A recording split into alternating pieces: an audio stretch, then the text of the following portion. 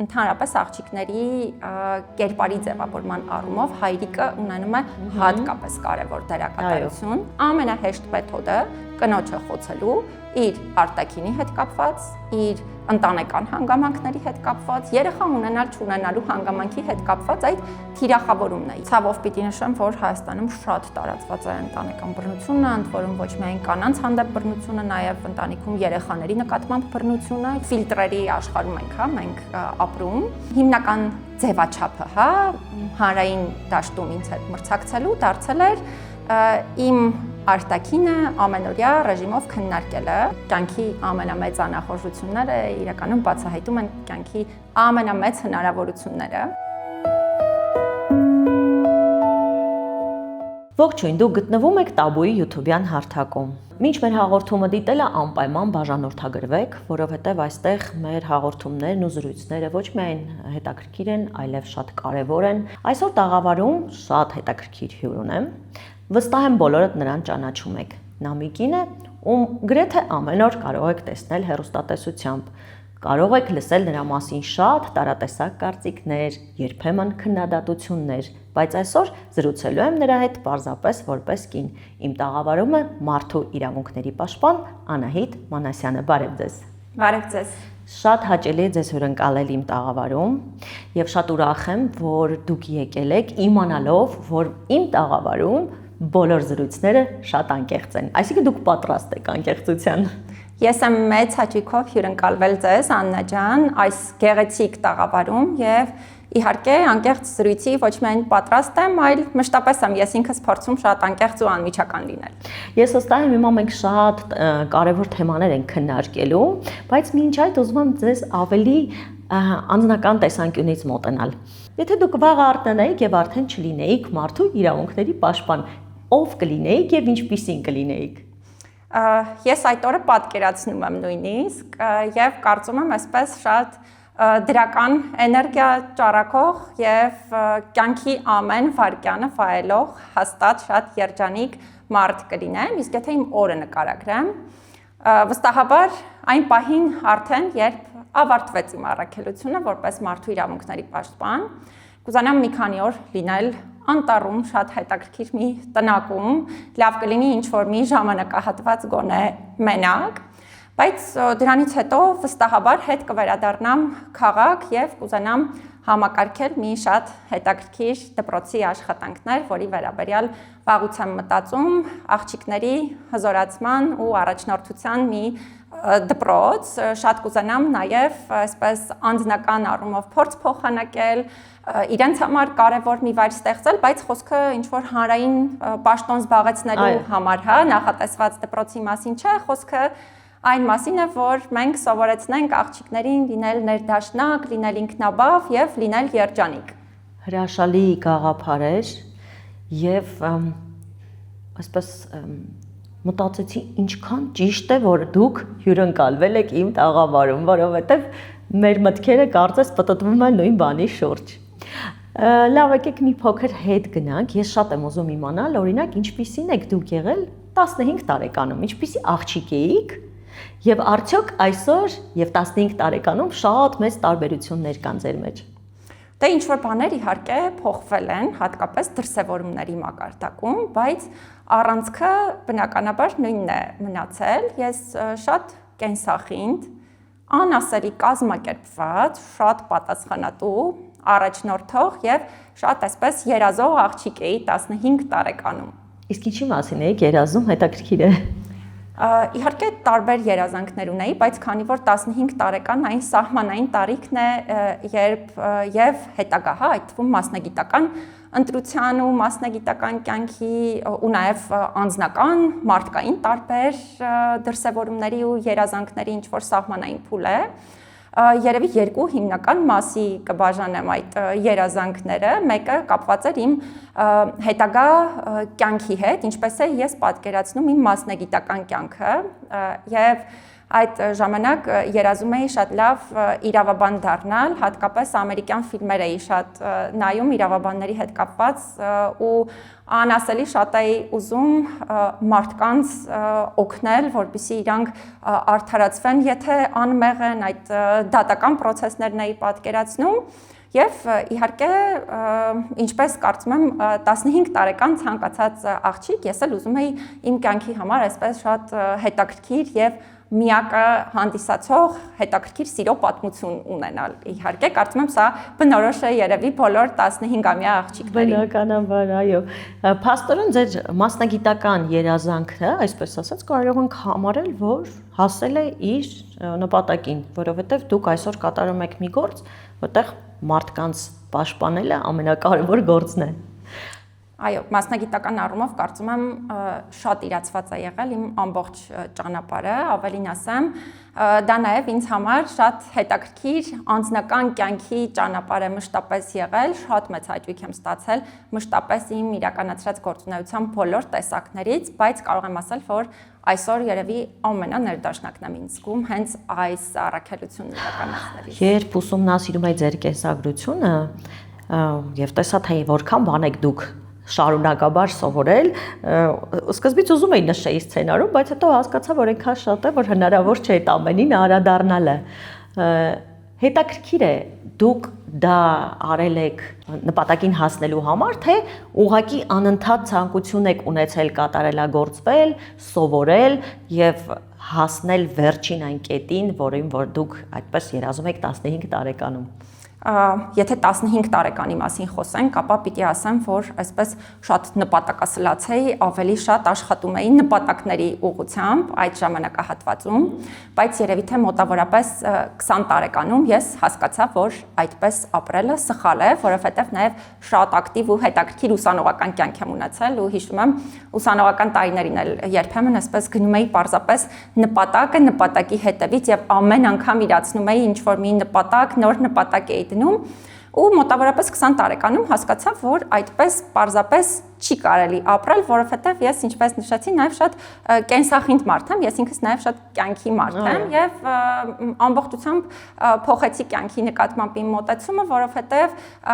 այդ ժամանակահատվածից սկսած հիմա էլ ես պարզապես վայելում եմ իմ կյանքի ամեն վայրկյանը ու եթե շատ անկեղծ լինեմ, նույնիսկ մարդու իրավունքների պաշտպանի պաշտոն զբաղեցնել, ես երբևէ չեմ երազել։ Ես շատ տարբեր երազանքներ եմ ունեցել իմ մասնագիտական կյանքի առնչությամբ, բայց երբևէ նման նպատակ չեմ ունեցել ու դրա համար էլ հիմա էլ համոզվում եմ իմ այս կյանքի փորձառությամբ, որ երբեմն պարզապես պետք է վայելել այն ամենը, ինչ կյանքն է քեզ տալիս, այսինքն բոլոր հնարավոր բացված դռները իրապես օգտագործել եւ մշտապես դա խորհուրդ եմ տալիս նաեւ իմ ուսանողներին, իմ երիտասարդ աշխատակիցներին, որովհետեւ երբ դու վայելում ես ամեն վայրկյանը եւ երբ օգտվում ես այն դռներից, որ տարբեր գերբնական ուժեր են քեզ համար բացում, վստահ եմ, թե այդ պահին ես քեզ շատ երջանիկ զգում, թե նաև նպատակներն են շատ ավելի հեշտ եղանակով իրացվում։ Այսինքն ինչ որտեղ թողնում ես, որ կյանքը գնա իր հունով եւ դու գրկաբաց ընդունում ես այն ամենը, ինչ որ քեզ գալիս է։ Դեռ շատ հաճախ լինում է, որ մենք մտածում ենք, թե ինչ որ մի բան վատ էր մեզ համար, օրինակի համար ենթադրենք աշխատանքից դուրս ես գալիս, մտածում ես ինչ վատ էր, բայց հետո պարզվում է, որ դուրս ես եկել այդ աշխատանքից, որպեսզի ավելի լավ կետում հայտնվես։ Ես դες մի հետաքրքիր բան կասեմ, ինձ մոտ այդպիսի իրավիճակ եղել է, որովհետև իմ կյանքի ինչ-որ մի փուլում ես որոշեցի, որ այն աշխատանքային միջավայրը, որտեղ ես գտնվում եմ, այդ պահին այլևս ինձ ներդաշնակ մարդու տպավորություն համենայն դեպս չի թողնում եւ որոշեցի դուրս գալ ու հետաքրքիր էր, որ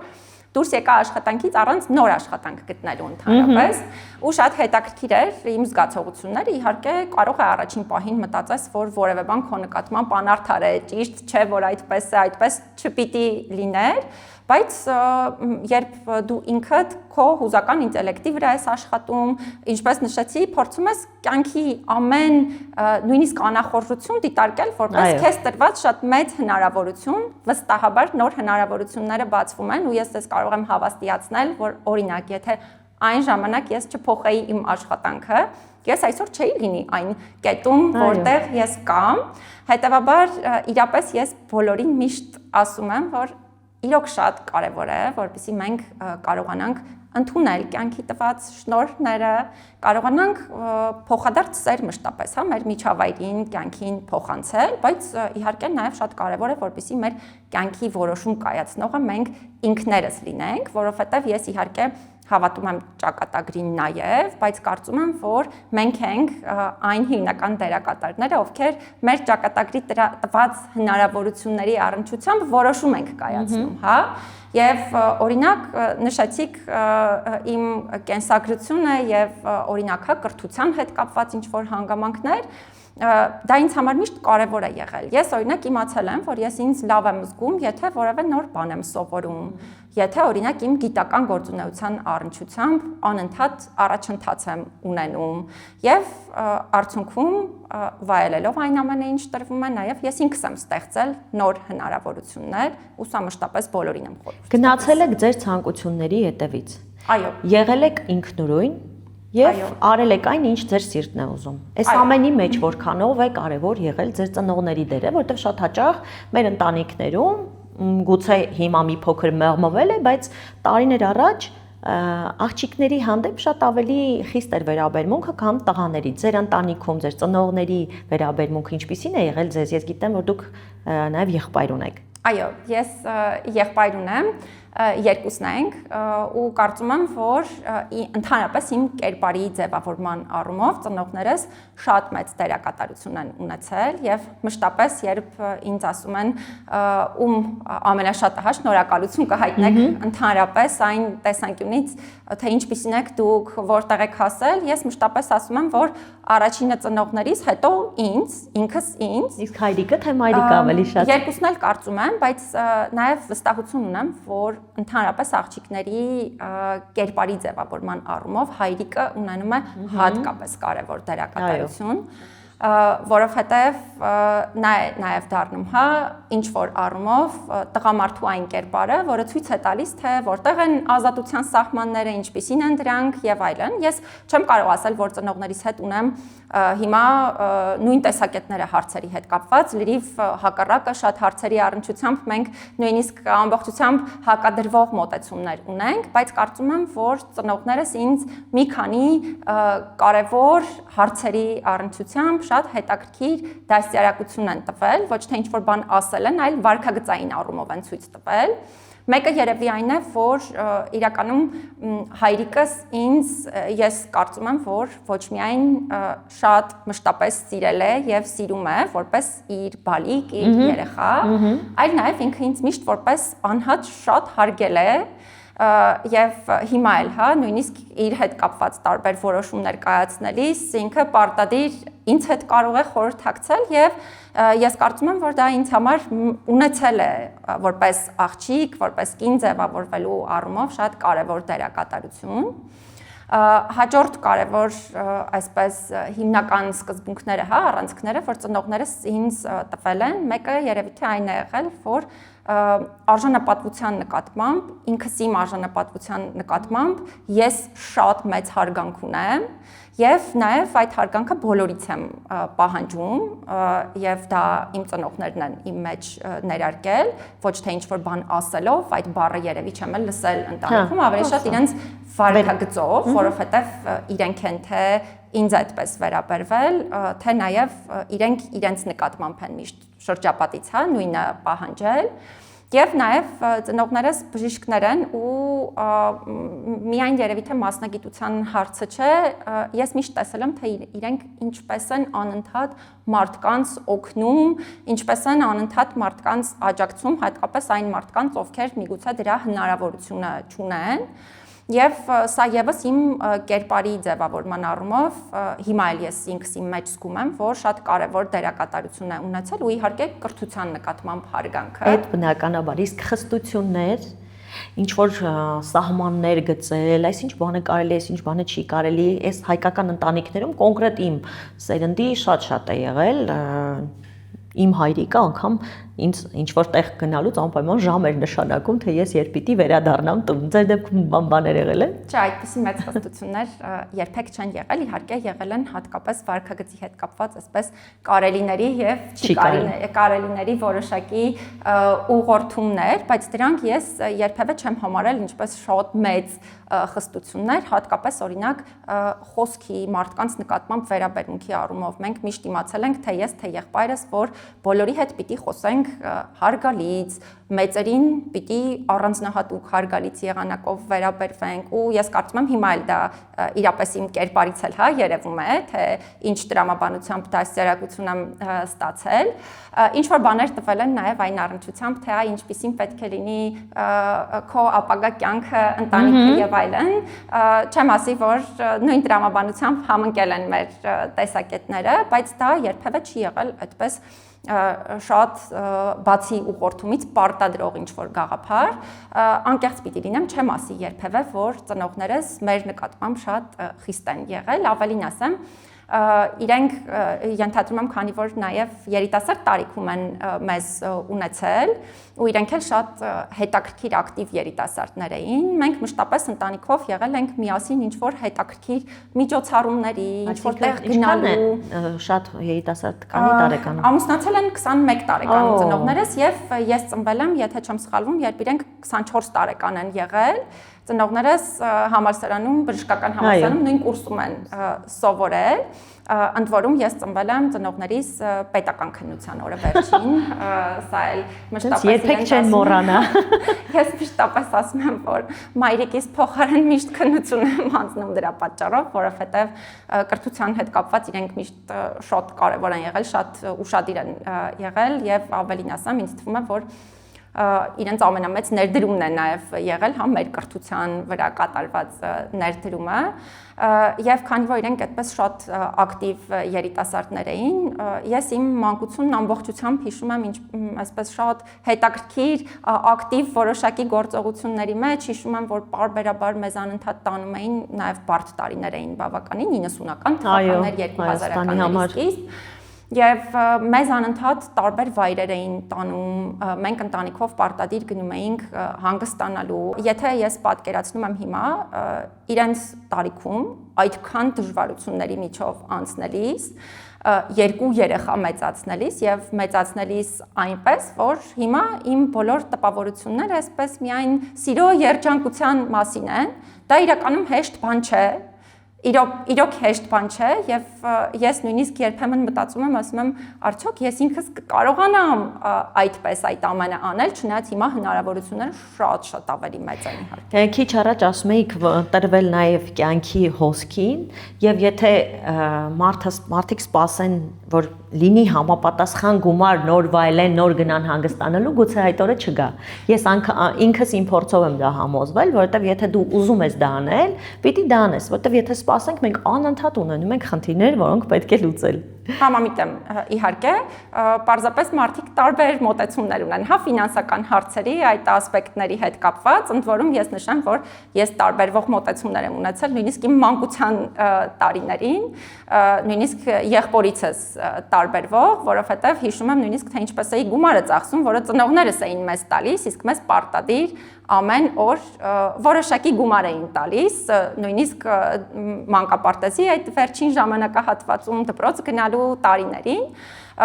եւ այս տեսանկյունից կարծում եմ նաեւ շատ անհատական են մոտեցումները, բայց պիտի ասեմ, որ ես նաեւ միշտ փորձել եմ ավելի դրան մասնագիտական մոտեցում ցուցաբերել, ինքս դասընթացներ եմ նույնիսկ անցել եւ այլն, բայց նորից եմ կրկնում, ես վստահ չեմ, որ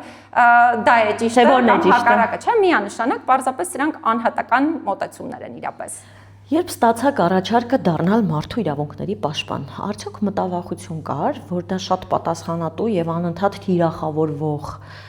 պաշտոն է եւ հատկապես կնոջ համար։ Նման վախ ունեցել եք։ Ես վախ չեմ ունեցել, ես պատկերացրել եմ, թե ես ուր եմ գնում։ Կարծում եմ ավելի շատ իմ հարազատները ցանկություն չէին ունենա, որ ես այդտեղ գնամ եւ այդ միջավայրի մեջ լինեմ, որովհետև մինչ այդ էլ ես շատ հաջողված թե գիտնական, թե միջազգային կազմակերպություններում էի աշխատում, բավականին լուրջ մասնագիտական այդ թվում, հա, ես կենսագրություն ունեի նույնիսկ այդ ժամանակահատվածում եւ վստահաբար բոլորովին այլ տրամաբանությամբ կարող էի մասնագիտական կյանքը զարգացնել, որովհետև այդ փուլում պիտի անկեղծ լինեմ, նաեւ մի առաջարկ ունեի բավականին բարձր վարձատրությամբ միջազգային կազմակերպության շրջանակներում աշխատելու, բայց իմ որոշումները միշտ երևի մի փոքր նաև առանձնահատուկ են սովորաբար լինում եւ ես որոշեցի, որ ոչ, սա ինձ ավելի հետաքրքիր է, միգուցե նաև նկատի ունենալով այն, որ ավելի ինչ որտեղ մարտահրավերները շատ էին լինելու, բայց վստահաբար սա ինձ համար թե կյանքի փորձառության թե մասնագիտական զարգացման, թե որպես անհատ զարգացման տեսանկյունից կարծում եմ լավագույն լուծումներ, վստահ չեմ դարձյալ, որ իմ հարազատները նույն կարծիքը կարող են ունենալ, բայց ես այդպես եմ համարում։ Բայց համամիտեք են մտքի հետ, որ մեր հասարակությունում ավելի շատ կանանց ընդունում են արտաքինով առաջին հերթին, իսկ տղամարդկանց առաջին հերթին խելքով։ Այդ գաղափարի հետ այնքան էլ համամիտ չեմ, որովհետև ինքս իմ փորձառությունը ինձ ցույց է տալիս եւ հուշում է, որ կնոջը գեղեցիկ համարում են ոչ միայն իր արտաքինի, այլ ներքինի եւ արտաքինի համադրության արդյունքում եւ կարծում եմ, որ նաեւ տղամարդկանց տեսանկյունից, հա, հատկապես գրավիչ են ներդաշնակ կանայք, իսկ ներդաշնակությունը չեմ կարծում, որ բացառապես միայն արտաքինի հանգամանքով է պայմանավորված, ես կարծում եմ, որ թե տղամարդկանց կողմից գրավիչ համարվելու, թե նաեւ ընդհանուր, հա, հասարակության մոտեցումների առումով կնոջ գեղեցկությունը ավելի ներքինի եւ արտաքինի համադրության հետ է ասոցացվում, պարզապես հանրային գործունեություն իրականացնող կանանց պարագայում մշտապես մարդիկ փորձում են գտնել խոցելու շատ հեշտ մեթոդներ, իսկ ամենահեշտ մեթոդը կնոջը խոցելու իր արտաքինի հետ կապված, իր ընտանեկան հանգամանքների հետ կապված, երեխա ունենալ չունենալու հանգամանքի հետ կապված այդ թիրախավորումն է, եւ սա Հայաստանում օգտագործվում է որպես լավագույն եւ ամենաուժեղ մեթոդը կանանց խոցելու ու թիրախավորելու համար, ընդ որում նշեմ, որ այլ երկրներում մի շարք հասարակություններում սա ընդհանրապես գոյություն չունի, որովհետեւ ինքը արգելված երևույթ է, հա, այսինքն մարդիկ շատ փոքր տարիքից կրթություն են ստանում, որ այդպես պարզապես չի կարելի։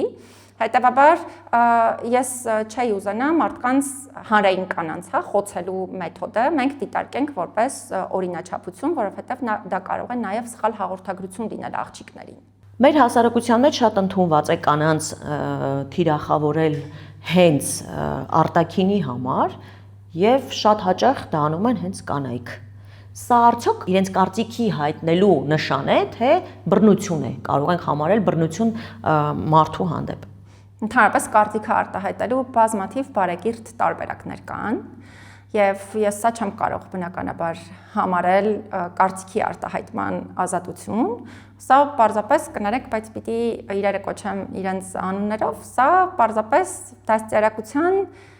եւ մշակույթի բացակայության մասին վկայող հանգամանք է եւ ի վերջո մենք պիտի մեր այդ թվում երեխաներին սովորեցնենք, որ ինքնությունը պայմանավորող տարբեր հատկանիշներ չեն կարող դառնալ մարդուն որևէ կերպ թիրախավորելու հիմք եւ այո, մեր հասարակությունում այդ հանգամանքների հիմքով, արտաքին հատկանիշի հիմքով, մարդու ազգության հիմքով, տարբեր կողմնորոշումների եւ այլ հիմքով մարդուն թիրախավորելը ինքը ըստ էության հանդիսանում է բարեկրթության, դաստիարակության պակաս եւ բնականաբար կարող են լինել դեպքեր, երբ դա որպես բռնության դրսևորում եւս ընկալվի։ Այստեղ մի կարևոր հանգամանքի մասին կուզենամ նաև խոսել, հատկապես սա կարևորում եմ երիտասարդ աղջիկներին, երեխաներին ցույց տալու համար, որ այսօր մենք գտնվում ենք մի միջավայրում, որտեղ սովորաբար աղջիկների մեջ ակամայից, հա, այս տեղեկատվական տեխնոլոգիաների զարգացման արդյունքում դաստիարակում են ինչ-որ կեղծ կատարելության միֆ, մտայնություն, որովհետև ֆիլտրերի աշխարհում ենք, հա, մենք ապրում եւ բնականաբար մարդիկ իրենց կարողանում են տարբեր սոցիալական հարթակներում ցույց տալ այնպիսի ֆիլտրերով, ինչպիսիք իրենք ուզում են, կամ հակառակը, եթե չեն էլ կարողանում այդպես իրենց կարիքները բավարարել, բոլորը մտածում են, որ այ բոլորի արտաքինը պիտի դառնա նույնը, եւ սա շատ վատ տենդենս է ձևավորում աղջիկների մոտ, որովհետեւ իրենք սկսում են կարծել, որ սա է գեղեցիկը, սա է ճիշտը, եւ իրենք սկսում են մտածել, որ կա կատարելության ինչ-որ մի կետ, որտեղ իրենք ամենագրավիչը կլինեն, բայց սա տանում է շատ վատ իրավիճակների, այդ թվում բազմաթիվ հոգեբանական խնդիրների տարբեր մարդկանց մոտ, որովհետև պարզ է, չէ, որ հնարավոր չէ կատարյալ վիճակի հասնել, պարզ է, չէ, նաև որ կատարելությունը հակառակն է, հա, անկատարության մեջ է, եւ բնականաբար մարդիկ տեսնում են, որ լավ, այս փոփոխություններ արեցինք, բայց իմ կյանքում ոչինչ չփոխվեց, ես միևնույն է երջանիկ չեմ, այ օրինակ կարող են լինել աղջիկներ, որ տղամարդկանց համար գրավիչ լինելու նպատակով են դա անում, տղամարդկանց համար միևնույն է գրավիչ չեմ դառնում եւ այլն, չհասկանալով, որ իրականում դա չէ ամենակարևորը։ Ես հիմա իհարկե չեմ խոսում այն մասին, որ դա յուրաքանչյուր մարդու ընտրությունն է, այսինքն ես որևէ մեկին չեմ ոչ քննադատում, ոչ մեղադրում, իհարկե կարող են լինել մարդիկ, ովքեր ցանկություն ունենան իրենց համար դա կարևոր լինի եւ դա շատ ներդաշնակ լինի, հա, նաեւ իրենց ներքինին, հոգեկան աշխարհին եւ այլն, բայց դա դարձնել հիվանդության աստիճանի հիմնական գրավական գեղեցիկ լինելու տեսանկյունից միանշանակ ճիշտ չէ։ Հիմա օրինակ իմ նույնիսկ մազերը ներկած չեն, իմ մազերը իրենց բնական գույնն են մինչև հիմա վայելում, որովհետև օրինակ ես դա եմ ինձ համար կարևոր համարում եւ նորից եմ կրկնում, դա չի նշանակում, որ մեղադրում ենք այլ անձանց, հա, անհատական որոշումների հետ կապված, որովհետեւ բոլորը կարող են ունենալ իրենց անհատական որոշումը։ Պարզապես շատ կարեւոր է, որպեսզի կինը, աղջիկը իրենք միշտ լինեն ինքնաբավ, ներդաշնակ եւ իրենց կյանքի որակը երբևէ չպայմանավորեն հասարակության կողմից իրենց մատուցվող այդ կեղծ կատարելության միֆերով, որոնք ես պիտի իրականում արձանագրեմ, որ դրանք իրապես միֆ են եւ կան շատ մարդիկ, ովքեր իրենց կարծիքով այդ կատարելությանը հասնելով այդպես էլ երջանկության չեն կարողացել հասնել, կա եւ հակառակը իհարկե, բայց կան նաեւ շատ մարդիկ, ովքեր իրենց բնական գեղեցկությամբ իրենց շատ երջանիկ են զգում։ Իդեպ աշխարհում արդեն սկսել է տենդենս բնականին վերադառնալու, շատ հաճախ տեսնում ենք նույնիսկ մարդիկ, կանայք տեսանյութեր են հրապարակում, որտեղ իրենց ենթադրենք կրծքերի իմպլանտները հանում են եւ նկարում են ասելով, որ մենք վերադառնում ենք մեր առաջվա տեսքին։ Ես իսկապես կարծում եմ, որ մարդու հոգեկան ներդաշնակ լինելը շատ ավելի կարևոր է եւ միայն այդ կերպ կարելի է հասնել երջանկության։ Բայց ամեն դեպքում, քանի որ հիմա մեր հասարակության մեջ այդ թիրախավորելը, միմյանց վիրավորելը եւ հատկապես ձեր դեպքում պաշտոնյակին, որը անընդհատ հարության աչքի առաջ է, արդյոք հեշտ է այսպես արհամարել այդ բոլոր թիրախավորումները եւ գալիս է մի պահ, որ կարողանում եք անտարբեր լինել եւ գոնե մի փոքր չնեղվել, թե ինչի այսպես թիրախավորվեցի նորից։ Բոլորիս դեպքում լինում է, բայց ձեր դեպքում վստահ եմ շատ ավելի շատ է դա լինում։ Ես կարծես հաղորդման սկզբում մի միտք ասացի, որ կյանքի ամենամեծ անախորժությունները իրականում բացահայտում են կյանքի ամենամեծ հնարավորությունները։ Եվ իհարկե սրա վերաբերյալ նույնը այս նույն միտքը, հա, պիտի զարգացնեմ հենց այս հարցի հետ կապված, որովհետև այնպես չէ, որ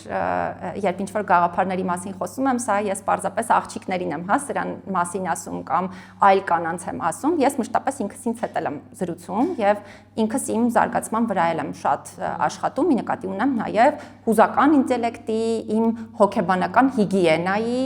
եւ մի շարք այլ հարցերի առնչությամբ։ Եվ երբ որ ամենասկզբում ես հասկացա,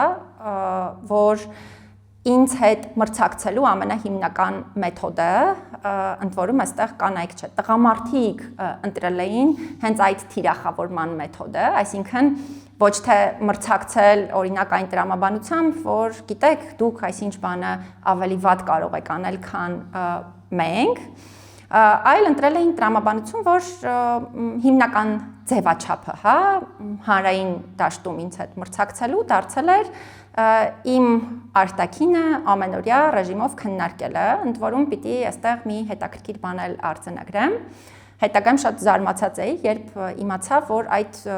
ամբողջի կազմակերպիչների թվում կային, այդ թվում ինձ անձնապես ճանաչող մարդիկ, ովքեր ինձ դասավանդել են նույնիսկ համալսարանում, այսինքն մարդիկ, ովքեր շատ լավ գիտեն ձեզ, դասավանդման փորձ ունեն եւ այլն, եւ նաեւ իրավունքների ոլորտում, տարբեր գործունեության, իրավական ոլորտում գործունեության, անկեղծ ասած իմ առաջին ինքս ինձ համար արձագանքը առաջին զարմանքն էր ուղղակի ու անսպասելիությունը, որովհետև ես դա չէի սպասում առաջին հերթին այդ մարդկանցից, նկատի ունեմ կազմակերպիչներից, ոչ թե այն մարդկանցից, ովքեր իրականացնում էին, այլ կազմակերպիչներից դա առաջին հերթին չէի սպասում ու նաև ընդհանրապես չէի սպասում, որովհետև միշտ դաստիարակություն եմ ստացել այն առումով, որ դիմացինին չի կարելի բարձրաձայն քննարկել, դիմացինի ոչ միայն արտաքինի, անձնական կյանքի, չգիտեմ, գործնական նույնիսկ թերությունները չի կարելի մարդկանց բարձրաձայն քննարկել եւ դա ինձ համար անսպասելի էր։ Ես չեմ թաքցնում, որ դա անսպասելի էր, բայց նկատի ունենալով այն, որ իրապես ես ինչպես նշեցի, իմ մեջ միշտ եմ զարգացրել հուզական ինտելեկտ, իմ հոգեբանական հիգիենայի վրա շատ եմ աշխատել։ Մենակ եք աշխատում, թե նաև հոգեբանի օգնության եք դիմում։ Սովորաբար մենակ եմ աշխատում, բայց մասնագետների հետ միշտ շատ խորհրդակցում եմ եւ դա ինձ համար ուղղակի դարձավ հնարավորություն ցույց տալու մարդկանց, թե ինչպիսին են իրենք, որովհետև իրենք պետք է հասկանային ի վերջո, թե իրենք ինչպիսին են, այն մեթոդը, որ նման մարդիկ կարող են ընտրել ընդհանրապես մարդու հետ ոչ միայն մրցակցելու, հետագայում նաև ուղղակի թիրախավորելու համար, բնականաբար դա որևէ բարոյական չափանիշների մեջ է, նույնիսկ չի կարող տեղավորվել։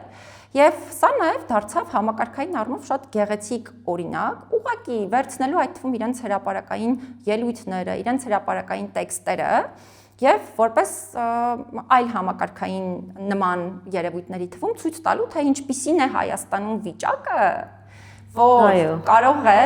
նույնիսկ մարդու իրավունքների ոլորտում աշխատող կամ նման ցանկություն հայտնող մարդկանց կողմից այսպիսի բան իրականացվել եւ կազմակերպվել եւ նույնը խորհուրդ եմ տալիս բոլոր կանանց եւ աղջիկներին, եթե նույնիսկ առաջին պահին դուք ուղղակի զարմանաք, թե ինչպես է դա հնարավոր, պարզապես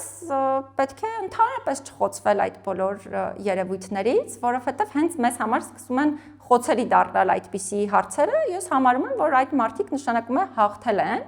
եւ դրա պատճառով ես օրինակ շատ լուրջ պատյան եմ, հա, ինքս ինձ համար ձևավորել, օրինակ ես ինքս շատ էմոցիոնալ մարդ եմ։ Դե դժվար է, դրա համար եմ հարցնում։ Այո, դա հեշտ չէ, բայց դրան կարելի է հասնել եւ իմ օրինակով ես ցույց եմ տալիս, թե ինչպես կարելի է դրան հասնել։ Ես իրականում շատ էմոցիոնալ մարդ եմ նաև, միգուցե դա երբեմն չի երևում, բայց էմոցիոնալ եմ իմ բնույթով, բայց ես հիմա հասել եմ մի կետի, որ ինձ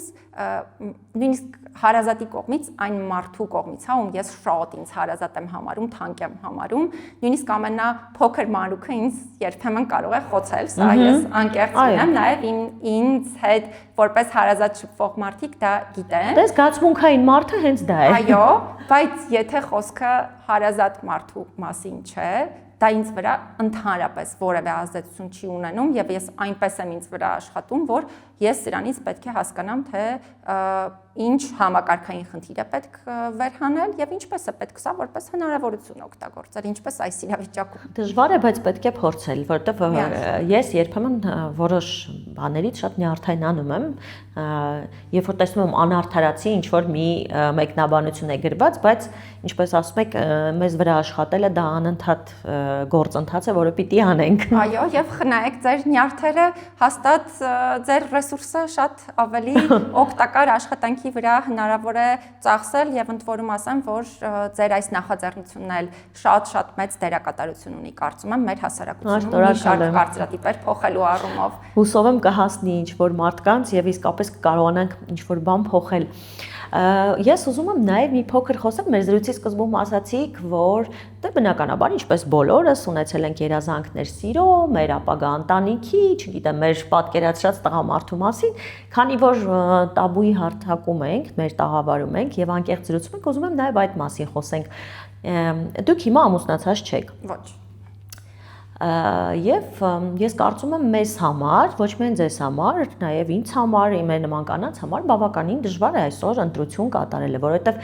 ինչքան էլ որ ասենք, որ մեր հասարակությունում տղամարդակենտրոն հասարակություն է, բայց պիտի խոստովանենք նաև, որ կանայք այսօր իմ կարծիքն եմ սա ասում, շատ ավելի ուժեղ են, շատ ավելի կայացած են, ավելի շատ են զբաղվում ինքնակրթությամբ եւ բնականաբար շատ ավելի դժվարանում է այդ ընտրությունը։ Ինչպիսի տղամարդու մասին էի երազում 15 տարեկանով եւ ինչ է փոխվել ձեր այդ պատկերացումներում այսօր։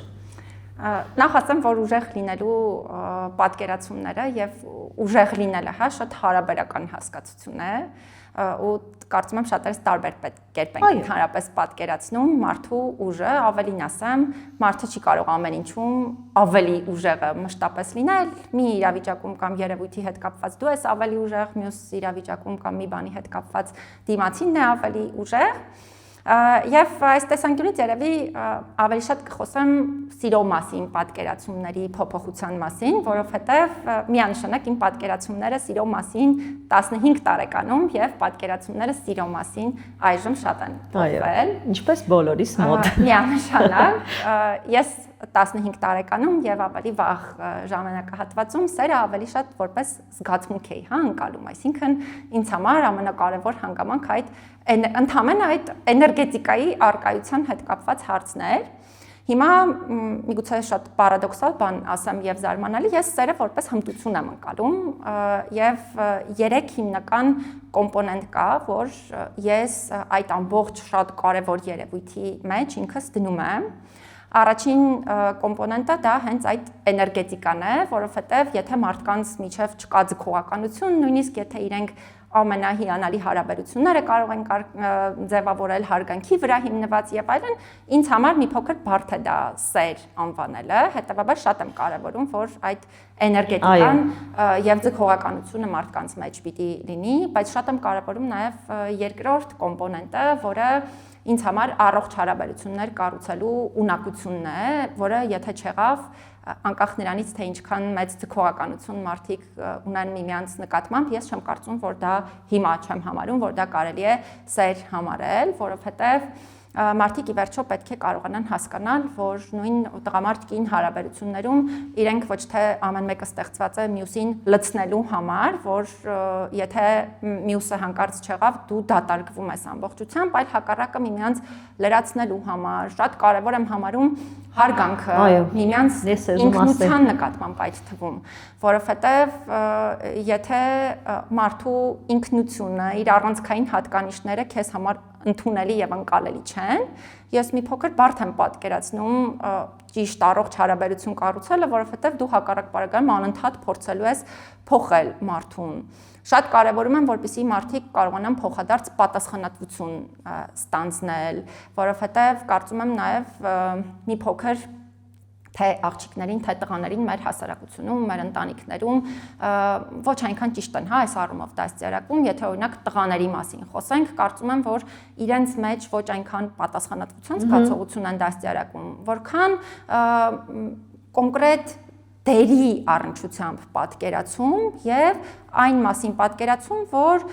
դու այստեղ ունես այսպիսի իրավունքներ, այստեղ այսպիսի պարտականություններ, դիմացինդ ունի այսպիսի իրավունքներ, այսպիսի պարտականություններ եւ այստեղ ինչ որ մի բանի համար, այդ թվում առողջ հարաբերություն կառուցելու համար պատասխանատվություն ստանձնելը անհնար է դառնում։ Նույնը աղջիկների բարեկամ, աղջիկներին էլ դաստիարակում են, որ այ քո պարտականությունը այստեղ է, դիմացինի իրավունքը այստեղ է, մոտավորապես ասողների ու լսողների ինչ որ տրամաբանություն է, հա, ձևավորվում, եւ սա իրականում շատ խորը կարծում եմ հետք է թողնում թե տղաների, թե աղջիկների հետագա կյանքում, որովհետեւ նրանք նաեւ շատ միայնակ են դառնում։ Որովհետև օրինակ տղամարդը, որը գիտի, որ ինքը այսինչ պարտականություն ունի, մյուսն էլ պարտավոր է այսինչը անել, իրենք իրար հետ ընդհանրապես չեն փոխգործակցում, հա, տղամարդը եւ կինը, օրինակ իրենց խնդիրների մասին չեն խոսում ընդհանրապես, չեն խոսում այն մասին, որ միգուցե օրինակ իրենցից որևէ մեկին այս փուլում դժվար է, տղամարդուն դժվար է օրինակ այսքան գումար վաստակելը, կնոջը դժվար է երեխային միայնակ մեծացնելը, հա, այդ հոգսը տանելը, եւ արդյունքում պատասխանատվություն չեն կրում չփոխգործակցելով, այսինքն ստացվում է, որ իրենք ուղղակի միայնակ են, հա, այսինքն լինելով երկուսով իրականում միայնակ են եւ այստեղից բխող հաջորդ հանգամանքը։ Ես շատ եմ կարևորում, որ նաեւ մարդիկ կարողանան մեղք կիսել։ Ինչ եմ ավելի շատ նկատում, հա, այդ փոխադարձ մեղադրանքները, հա, որ այստեղ ոչ դու ես մեղավոր, ոչ դու այստեղ ես մեղավոր, եթե ուզում ես առողջ հարաբերություն կառուցել, դու պետք է կարողանաս նաև մարդու հետ մեղքը կիսել, այսինքն հասկանալ, ինչ որ սխալի մեջ գտնել նաև քո սխալը, ինչն է պետք փոխել եւ այլն։ Այս առողջ հարաբերություններ կառուցելու ունակությունը իմ կարծիքով սիրո շատ կարևոր էլեմենտներից է եւ երրորդը, որ միգուցե շատերը ասեն, որ դե դա այդպես չէ, միգուցե դրա բացակայությամբ էլ մարդը կարող է սիրել, ես շատ եմ կարևորում փոխադարձությունը, որովհետև ընդհանրապես ինքս երջանիկ ընթացքի եւ երջանիկ ավարտի կողմնակից եմ մշտապես եւ կարծում եմ, որ թե զգացմունքը այդ էներգետիկան, թե նաեւ առողջ հարաբերություն կառուցելու հմտությունը պետք է միշտ փոխադարձ լինեն, որովհետև փոխադարձության բացակայության դեպքում ամեն դեպքում փոխհարաբերությունը ոչինչ չի ստացվում, այնպեսին ինչպեսին պետք է լինի։ Եվ այս առումով փաստացի իրապես, եթե նայեմ իմ պատկերացումներին շատ տարիներ առաջ եւ հիմա միանշանակ փոխվել է եւ նորից ասեմ, սերը ես հիմա միայն որպես զգացմունք չեմ անցալում, այլ անցալում եմ որպես հմտություն։ Ռոմանտիկան անցել է, որովհետեւ այն առումով, որ 15 տարեկանում մենք բոլորս չենք տեսնում այն ինչի մասին դուք հիմա խոսում եք։ Տեսնում եք միայն զգացմունքը, գեղեցիկ, սիրահարված եւ դրանից ավելի չենք մտածում։ Իսկ երբ որ հասունանում ես եւ ապրում ես մի ինչ որ ժամանակահատված, շփվում ես տարբեր մարդկանց հետ, հասկանում ես, որ դա շատ ավելի խորքային է, քան այն ռոմանտիկ սերազուտ դրա մասին էր խոսքը։ Բայց նկատի ունեցեք, որ սա էլ է ըստ էության ռոմանտիկ սիրո, հա, գաղափար, որովհետեւ միևնույն է, այդ զգացմունքայնությունը դու ես ապրելու եւ այստեղ մի կարևոր հանգամանք կա նաեւ ինձ թվում է, որ սովորաբար մեր հասարակությունում նաեւ տղամարդկանց ճիշտ է միգուցե հռչակագրային առումով ասում են սովորեցնում ենք սիրել եւ այլն, բայց ավելի շատ սովորեցնում են չսիրել եւ զգացմունքները չարտահայտել։ Եվ նաեւ կանանց պարագայում էլ հակառակը աղջիկներին սովորեցնում են, որ սերը դա ինչ որ օթից տրված, ինչ որ գերբնական ուժերի կողմից տրված կատարյալ մի բան է, որի վրա պետք չէ ընդհանրապես աշխատել եւ եթե սիրում ես, պիտի ամեն ինչին դիմանաս։ Եվ այս տեսանկյունից երբեմն սա հենց առաջին փուլից ընդհանրապես ռոմանտիկայի չի էլ հանգեցնում։ Իմ կարծիքով ռոմանտիկայի հակառակը կարող է հանգեցնել ճիշտ պատկերացումը սիրո մասին եւ նաեւ սիրելու ունակությունը։ Ես կարծում եմ, որ մարդ նաեւ սիրելու տեսանկյունից պետք է համարձակ լինի, այսինքն եթե համարձակ չես սիրելու առումով, դու ուղղակի չես կարող սիրել։ Այդ զգացմունքը կարող է մի պահ քո մեջ ծնվի ու վերանա անմիջապես։ Շատ ճիշտ բան ասացիք, որ մեզ դաստիարակում են, որ եթե սիրում ես, ուրեմն պետք է դիմանաս։ Ու շատ վստահ եմ նաև հանդիպել եք նման դեպքերի ձեր աշխատանքային գործունեության մեջ, երբ կինը դիմանում է անհավանական ծանր իրավիճակների եւ ասում է, որ դա անում է հանուն իր երեխաների եւ հանուն իր սիրո։ Որն է ավելի վտանգավոր՝ մնալ մենակ, թե դիմանալ նման իրավիճակներին։ Ես ընդհանրապես չեմ կարծում, որ մենակ լինելու մեջ որևէ վտանգավոր բան կա։ Հակառակը, ես օրինակ ինքս ինձ համար շատ կարևորում եմ նաև իմ անձնական այդ լռության պահերը ու կարծում եմ, որ մարդը իր կյանքում անկախ ամեն ինչից, նույնիսկ եթե ունի թե շատ հարազատներ, թե ընտրյալ, թե երեխաներ եւ այլն, միշտ պետք է նաեւ ինչ-որ պահեր ունենա, որտեղ ինքը մենակ է իր լռության մեջ եւ ինքն իրեն է լսում։ Հետևաբար մենակության մեջ իրապես ես որևէ վտանգավոր բան չեմ տեսնում, ավելին ասեմ, ես վստահ եմ, որ մարդը կարող է երջանիկ լինել որևէ մեկի հետ միայն այն դեպքում, երբ ինքն իր հետ կարող է երջանիկ լինել, այսինքն երբ դու ունակ չես նույնիսկ ինքդ քեզ հետ երջանիկ լինել, մի քիչ բարդ եմ, հա, պատկերացնում, թե ինչպես պիտի երջանկանաս որևէ այլ մեկի արկայությամբ, որովհետև արդեն իսկ նշեցի, չեմ էլ կարծում, որ սերը կամ քո ընտրյալը պիտի լինի քո կյանքը լցնելու համար, հակառակը մարդիկ պարզապես միմյանց կյանքը եւ միմյանց լրացնում են եւ նաեւ կարծում եմ, որ մենք շատ վտանգավոր մի կետում ենք հայտնվում, երբ շարունակում ենք գտնվել մարդկանց հետ, անկախ նրանից, հա, թե այդ հարաբերության անունը ինչպես կդնենք, ովքեր չեն կարողանում առողջ հարաբերություններ կառուցել, դա նշանակում է, որ նաև հարաբերությունում գտնվողը ինքն էլ չի կարողանում առողջ հարաբերություններ կառուցի եւ կարծում եմ պետք է յուրաքանչյուրն իր մեջ ուժ գտնի եւ կոտրի այդ շղթան, դուրս գա այդ շղթայից, ավելին ասեմ, շատ կարեւոր է, որպեսզի մարդիկ այն ընկալումն ունենան, որ կանայք նաև, որ ոչ թե իրենք պետք է պարզապես հարմարվեն կյանքի պայմաններին, այլ իրենք պետք է որոշեն իրենց կյանքի որակը։ Այսինքն մեզանից յուրաքանչյուրն ապրում է կյանքի այն որակը, որն ինքն է իր համար որոշել ի վերջո, եւ շատ կարեւոր է այդ համարձակ քայլն այդ թվում անել ու դուրս գալ այն հարաբերություններից, որտեղ դու ոչ միայն չունես առողջ հարաբերություններ, նաև շատ դեպքերում մենք դեպքեր ունենք, երբ մարդիկ պարզապես վերանում են ուղղակի որպես անհատ, հա, այսինքն արժանապատվության նսեմացում, ֆիզիկական բռնության ամենավատ իրավիճակներ եւ այլն, չեմ ուզենա հիմա շատ այսպես այդ ամենավտանգավոր եւ բարդ իրավիճակների մասին խոսել, բայց կարծում եմ, որ կանայք պետք է շատ աշխատեն նաև իրենց ինքնաբավության, ներդաշնակության վրա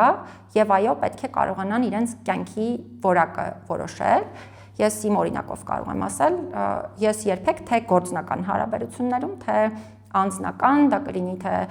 ընկերների, հարազատների, թե տղամարդու հետ կապված հարաբերություններ, ես երբեք չեմ մնում այն հարաբերություններում, որտեղ ես զգում եմ, որ այլևս ես ներդաշնակ չեմ, իսկ սա նշանակում է, որ այո, դու ես որոշում քո կյանքի որակը։ Բայց ես անպայման ուզում եմ անդրադառնանք բռնության թեմային կանանց հանդեպ, որովհետև ինչքան էլ մենք խոսում ենք եւ ինչքան էլ փորձում ենք իրավիճակը մեղմել, բայց տեսնում ենք պարբերաբար ու շարունակաբար, որ դեռևս շարունակվում են այդ երևույթները եւ անգամ ծայրահեղ ձևով, թեկուզ եւ մի քանի օր առաջ տեղի ունեցած դեպքը, երբ հղի աղջիկը դուրս էր նետվել կամ դուրս էին նետել մեքենայից, այնինչ բռնության դեպքերը,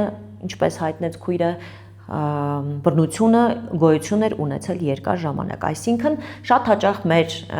հասարակությունը հերքում է, թե կա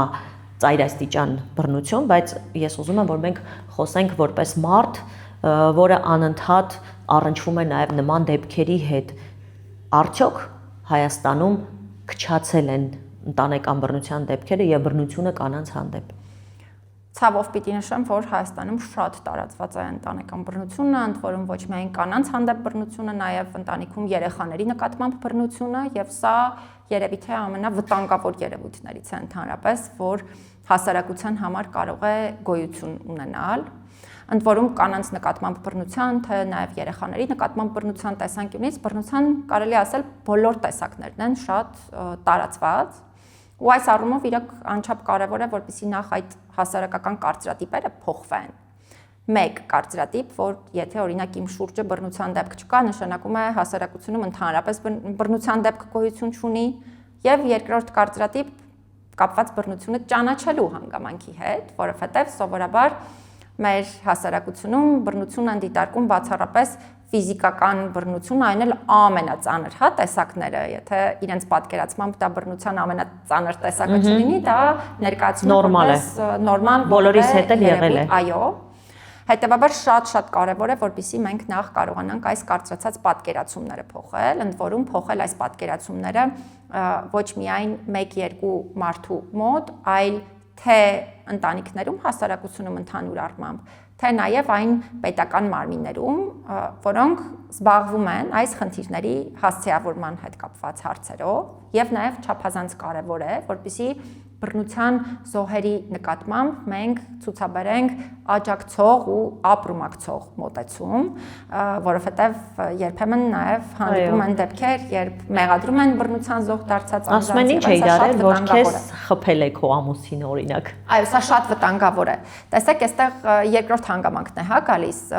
Միանշանակ մարդիկ կարող են հարաբերություններում նաև սխալ գտնվել, հա, որևէ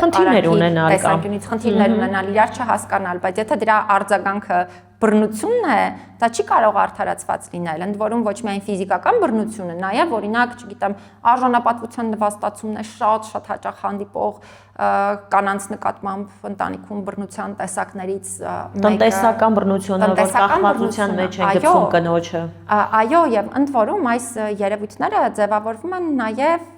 մանկուց, որովհետև օրինակ կնոջն ասում են, որ դու չպիտի աշխատես, քո հիմնական հետագա նպատակը երեխա ունենալը դաստիարակելն է, եւ հետո նույնը շարունակվում է արդեն ամուսնու ընտանիքում եւ բնականաբար ինչ որ մի փուլում, երբ դու տեսնում ես, որ այլևս հնարավոր չէ առողջ հարաբերություններ կառուցել, դու այլևս նույնիսկ հնարավորություն չունես առանձնանալու, որովհետեւ քեզ ապահով չես զգում այդ թվում տնտեսական առումով։ Եվ այս տեսանկյունից շատ եմ կարևորում նաև, որպեսզի ընտանիքներում աղջիկներին այլ տրամաբանությամբ դաստիարակեն։ Եսի նկատի չունեմ ծայրահեղ, հա, մոտեցումները, բայց միանշանակ աղջիկները պիտի դաստիարակվեն այն տրամաբանությամբ, որ իրենք պետք է ստանան կրթություն, շատ կարևոր հանգամանք է դա, բռնությունը նորմալ չէ։ Ամենակիչը հարգանք սեփական անձի հանդեպ, գոնե։ Այո, որովհետև ես հիմա ինքս էլ, հա, երբ նայում եմ իմ մոտեցումներին, ես ինքս հասկանում եմ, որ եթե ինձ ընտանիքում այդպես չդաստիարակեին, միգուցե ես չունենայի նույն մոտեցումները անկախ նույնիսկ իմ ստացած կրթությունից, բայց երբ դու դաստիարակվում ես այն տրամաբանությամբ, որ դու ինքդ պիտի կայանաս, դու պիտի որոշում կայացնես, քեզ պիտի հարգեն, քո արժանապատվությունը չեն կարող նվաստացնել, քեզ չեն կարող բռնության ենթարկել, դու պիտի կրթություն ստանաս, վաղ ամուսնությունը, ի նկատի ունեմ սահմանված տարիքից շուտ ամուսնությունը, դա նորմալ երևույթ չէ եւ այլն, բնականաբար այսպիսի դաստիարակությունը աջակցում է, որպեսզի հետագայում շատ ավելի քիչ տրամաբանությամբ դու այդպիսի իրավիճակների մեջ հայտնվես։ Ամեն դեպքում, եթե նույնիսկ մարդիկ հայտնվում են այդպիսի իրավիճակներում, իրապես պետք է իրենց աջակցել, ապրումակցել եւ դուրս բերել այդ իրավիճակներից։ Դուք ասացիք, որ դուք շատ զգացմունքային եք եւ ուզում եմ այսպիսի մի հարց տալ։ Կա մի դեպք, քանի որ խոսում ենք ընտանեկան բռնության մասին, գուցե հենց այսպիսի մի դեպք, որը ձեզ վրա շատ մեծ հետք է թողել, այսինքն որ չեք կարողանում մոռանալ, այդ տպավորվել է, եւ ինչպես եք դուք կարողանում այդ անընդհատ հանդիպող դժվար պատմություններին շատ խորքային չարադառնալ, որպեսզի դա նաեւ ձեզ վրա չազդի։ Սա երևի ամենաբարդ միգուցե իրավիճակներից ու հարցերից մեկն է, երևույթներից, որովհետև ինչպես նշեցի, մեզ ընտանիքում միշտ դաստիարակել են այն տրամաբանությամբ, որ ինչով կարող ես, պետք է մարդկանց օգնես։ Եվ դա է պատճառը, որ երբեմն ես իմ գործունեությունը չեմ ընկալում որպես աշխատանք, այլ դա ընկալում եմ որպես իմ ամենօրյա կենսագործունեություն։ Եվ մի շարք իրավիճակներում ես նկատում եմ, որ ես այդ նույնիսկ հոգեբանական առումով, հա, այդ մասնագիտական սահմանը երբեմն անցնում եմ, որովհետև շատ անձնական եմ երբեմն ընկալում տեղի ունեցած դեպքերը, հատկապես եթե խոսքը խոցելի վիճակում գտնվող անձանց, հա, դեպքերի մասին է։ Բայց պիտի նաև անկեղծ լինեմ, որ ես շատ եմ իմ վրա այս ուղղությամբ աշխատում, որովհետև ինչ որ մի պահ կար, որ ես զգում էի, որ ես վերադառնում եմ տուն եւ իմ բոլոր մտքերը տարբեր իրավիճակների հետ են, ավելին կարող է գիշերը ինչ որ մի բան մտածեի, որ այս մարդուն կարելի է այսպես օգնել, անմիջապես վեր էի կենում, սկսում էի զանգեր կատարել ու հետո ես ինքս հասկացա, որ սա մասնագիտական տեսանկյունից այնքան էլ ճիշտ տեղ չի տանում եւ նաեւ հոգեբանական տեսանկյունից եւ իմ վրա շատ եմ աշխատում այն ուղղությամբ, որպեսզի կարողանամ այդ սեպարացիան, հա, ճիշտ տրամաբանությամբ նաև որոշակի դեպքերում իրականացնել, բայց ընտանեկան բռնության դեպքերից մեկը, որ ինձ համար նաև համակարգային խնդիրների այսպես արտահայտություններ կապված էր ազգային փոքրամասնություններից մեկի ներկայացուցիչ հանդիսացող համայնքում, հա, տեղի ունեցած դեպքի հետ, երբ ակնհայտ էր, որ կինը շատ վաղ ամուսնություն էր ունեցել, այսինքն դեռևս 20 տարին չբոլորած, մի քանի տարեկան արդեն երեխաներ ուներ եւ այլն, եւ բռնության էր ենթարկվել ամուսնու ընտանիքում, բայց ամենաահավոր բանն այն էր, որ երբ ինքը վերադարձել էր իր ընտանիք, հաշվի առնելով այդ բոլոր կարծրացած պատկերացումները, ինքը այնտեղ էլ հիմա չասեմ ֆիզիկական բռնության մասին, հա, չխոսեմ, բայց ամեն դեպքում այդ հոգեբանական բռնության վիճակը հաստատ կար եւ ակնհայտ էր, որ ինքը կրթություն բնականաբար չէր ստացել, քանի որ վաղ ամուսնություններ իր պատկերացումներն էին բոլորովին այլ իր ստացած դաստիարակության արդյունքում եւ նաեւ երեխաների հետ կապված հարցեր կային, հիմա չեմ ուզում շատ դեպքը նկարագրել, որպեսզի չանհատականացվի, բայց սա շատ լավ համակարգային արտահայտություն էր այն բոլոր իրավիճակների, որ մեր հասարակությունում չափազանց շատ են հանդիպում, բայց չգիտես ինչու մենք մերժում ենք դրա արկայությունը, այսինքն անդադ ասում ենք, որ այսպիսի բան չկա, բայց իրականում այդպիսի դեպքերը բազմաթիվ են, հետեւաբար իրապես պետք է աշխատել այս երևույթները վերացնելու ուղղությամբ։ Ինչ պիտի մենք անենք, որպիսի մի փոքր իրավիճակը բարելավի, ես կարծում եմ, որ դեռ շատ մանկուց պետք է սկսել կրթել երեխաներին եւ դա պիտի արվի ոչ միայն ընտանիքներում, այլ պիտի արվի նաեւ սկսած մանկապարտեզից, դպրոցներում, բայց մյուս կողմից էլ տեսնում եմ, որ չկան նման մասնագետներ կամ շատ քիչ են, որպեսզի կարողանան ճիշտ չափաբաժնով այս ամեն ինչը կրթել, հասարակությանը դաստիարակել, որպեսզի վաղը գոնե չունենանք այսքան բռնության դեպքեր։ Ինչպես եք տեսնում սրա լուծումը։ Նախ կրթական նյութերի բովանդակությունը պետք է փոխվի, որովհետև իհարկե հիմա փոփոխություններ շատ եղել են, բայց ինչ որ մի փուլ կար, երբ որ կրթական նյութերի բովանդակությունը եւս հիմնված էր տղամարդկանց եւ կանանց սոցիալական դերերի վրա, իսկ այդ կարծրատիպերը հենց այդ տրամաբանությամբ են տարածվում։ Կարծում եմ մասնագետների որակը պիտի շատ բարելավվի։ Շատ կարևոր եմ համարում, որպեսզի ծնողավարության դասընթացներ պարբերաբար կազմակերպվեն եւ սա անընդհատ լինի, որովհետեւ ծնողների մտածողության փոփոխությունը եւս կարող է շատ ճիշտ տեղ տանել։ Պարբերաբար պետք է վերապատրաստել նաեւ մասնագետներին, ովքեր որևէ կերպ առնչվում են, հա, այս հարցերի հետ, եւ ես կարծում եմ, եթե մենք շատ հետեւողական եղանք եւ նաեւ պատասխանատվության եթե ենթարկվեցին այն մարդիկ, ովքեր ոչ իրավաչափ վարքագիծ են դրսևորում, բնականաբար նաև հետագա զարգացումները այլ կլինեն։ Ես չեմ ասում, որ մի օրվա ընթացքում այս բոլոր երևույթները հնարավոր է արմատախիլ անել, բայց ես վստահ եմ, որ եթե կատարվի համակարգված եւ ճիշտ տրամաբանությամբ պրոֆեսիոնալ աշխատանք, այդ դեպքերը հնարավոր է վերացնել, այո, եւ մտածողությունը փոխել։ Ես կարծում եմ, որ մեզ հիմա շատ կանայք են նայում, ոմանք գուցե եւ ենթարկվում են բռնությանը եւ ձեր ասած չեն էլ պատկերացնում, որ այո, դա էլ է բռնության տեսակ։ Որ կետից կոնկրետ կարելի է հասկանալ, որ դա բռնություն է եւ սկսել մտածել այն մասին, թե ինչպես դուրս գալ դրանից, որ ահազանգ, որ կետը կարող է որպես ահազանգ հնչել։ Դե կարծում եմ ֆիզիկական բռնությունը եւ արժանապատվության նվաստացումը դրանք այն կարմիր գիծն են, որ նույնիսկ պետք չէ մտածել, հա, որ լավ հաջորդ օրը չի լինի, վաղը չէ մյուս օրը լավ չի լինի, վաղին էլ եղավ եւ այլն, սա կարմիր գիծ է վստահաբար եւ այս տեսանկյունից ես կարծում եմ նաեւ կանայք պետք է շատ բաց աչքերով նայեն իրավիճակին եւ երևույթին եւ իհարկե ես ինչպես նշեցի շատ եմ կարեւորում նաեւ այն որ մարդիկ առողջ հարաբերություններ կարողանան կառուցել սա էլ շատ արդեն անհատական է մարդիկ պետք է մշտապես փորձեն ճիշտ հարաբերություն կառուցելու մեթոդով եթե իհարկե խոսքը հիմա այս նշած բռնության տեսակներին հա չի վերաբերում այլ ուղղակի օրինակ ինչ որ հարցում միմյանց հետ համամիջ են արդեն բռնության մասին հա չեմ խոսում մարդիկ պետք է փորձեն ճիշտ տրամաբանությամբ հարաբերությունները առողջ դարձնել եւ արդեն ըստ արդյունքների անհատական որոշում կայացնել։ Երբ խոսում ենք այս մասին, թվում է թե ամեն ինչ շատ հեշտ է, բայց ես հիմա հիշեցի, որ մի անգամ հարցումների էինք մասնակցում, որտեղ հենց խոսում էինք այս ընտանիքի մասին ընդհանրապես եւ հիշում եմ, որ մարզերից մեկում էինք եւ երբ խոսակցությունը գնաց, որ տղամարդիկ օրինակ գնում են արտերկիր աշխատելու եւ դավաճանում են իրենց կանանց երևի թե 80%-ը ասաց, որ դա շատ նորմալ է,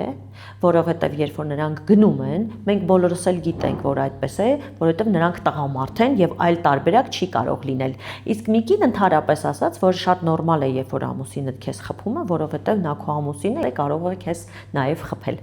Ու այս մտքերը ինձ համար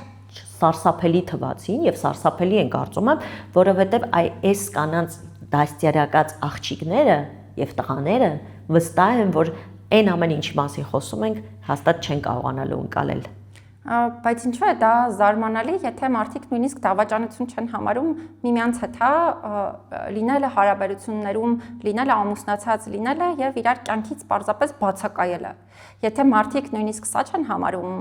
դավաճանություն, բնականաբար ֆիզիկական առումով դավաճանության մասին խոսելիս էլ չեն մտածելու, որ դա խնդրահարույց է, այսինքն չի կարող լինել առողջ հարաբերություն, երբ մարդիկ օրինակ պարզապես իրանք գրանցված ամուսնություն ունեն, բայց բացակայում են միմյանց կյանքից կամ նույնիսկ չգրանցված ամուսնություն ունեն, զույգեր են եւ ընդհանրապես բացակայում են, միմյանց կյանքից։ Ես կարծում եմ, որ դարձյալ սա էլ է կապված այդ առողջ հարաբերություններ կառուցելու հմտությունների հետ։ Մենք այո պետք է սովորեցնենք, ես ինչու էի խոսում նաև աղջիկներին, զարգացնելու, կրթելու իրենց այդ հզորացման դպրոցի մասին, որովհետև շատ կարևոր է ի սկզբանե ճիշտ դաստիարակություն, կրթություն տալ թե աղջիկներին, թե տղաներին, այն հարցի առնչությամբ, թե լավ ինչպես է պետք այնպիսի հարաբերություններ կառուցել, որտեղ դու քեզ ներդաշնակ ես զգում, ավելին ասեմ, մեծ մասը, թե կանանց, թե տղամարդկանց,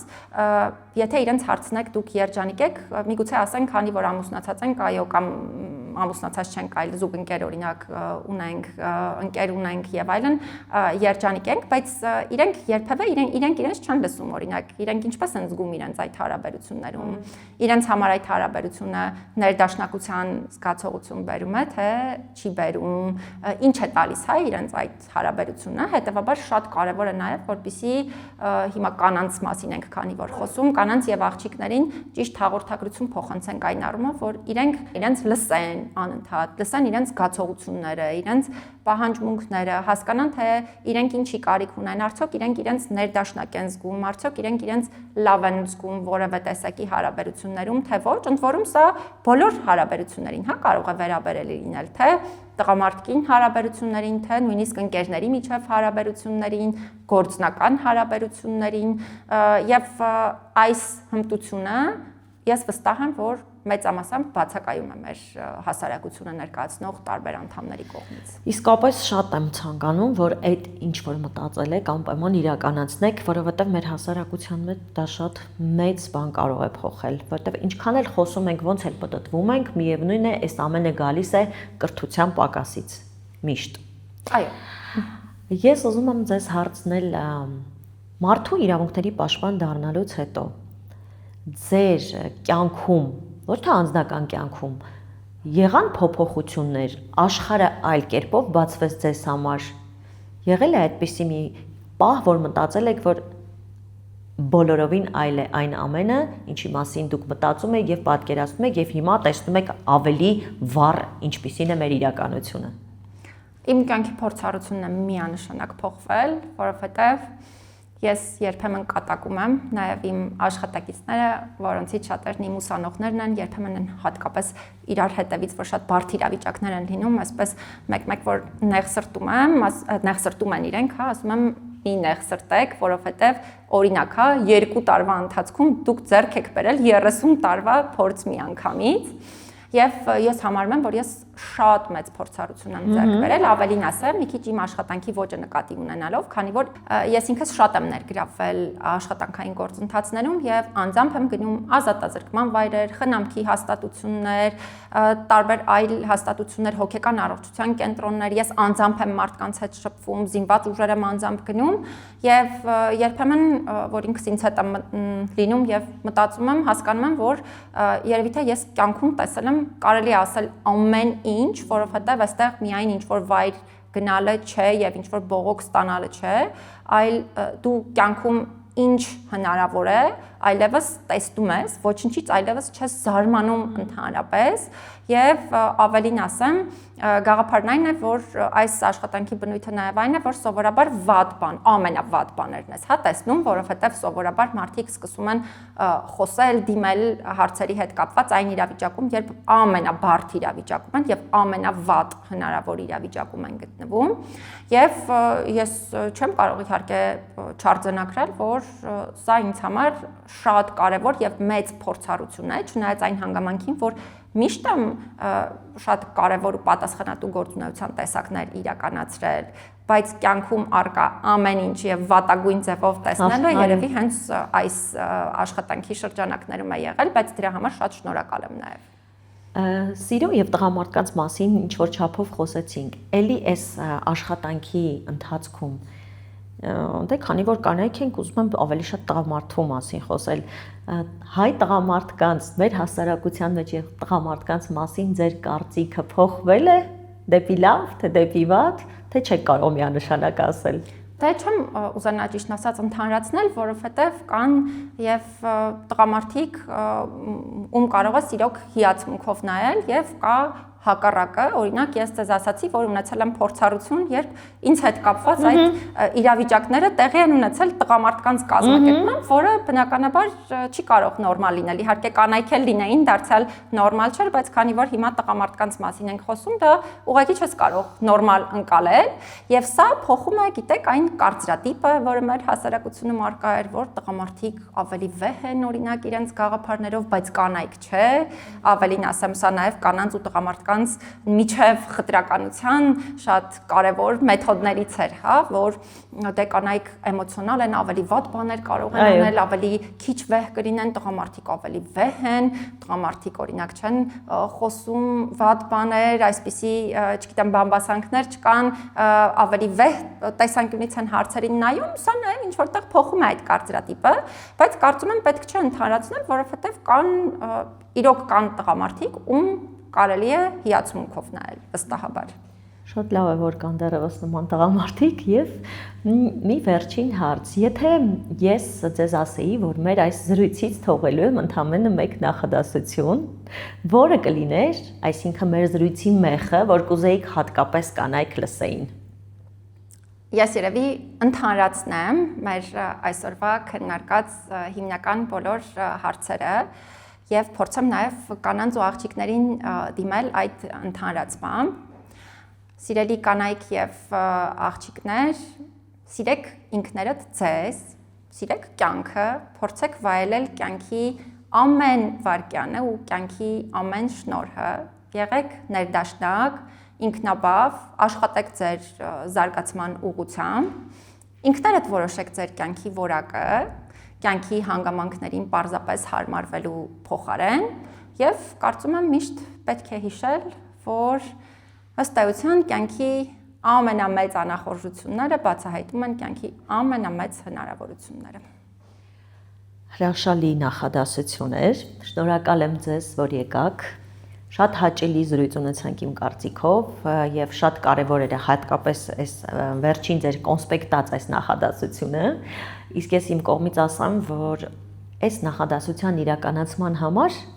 շատ կարևոր կլինի նաև ձեր գաղափարի իրականացումը, աղջիկների այդ առաջնորդության դպրոցի ստեղծումը եւ մաղթում եմ, որ մեր հաջորդ խոսակցությունը կլինի հենց այդ մասին։ Շնորհակալ եմ անչափ, ես էլ նշեմ, որ ինձ էլ էր շատ հաճելի ձեզ հետ շփվելը, ավելին շատ կոմֆորտ էր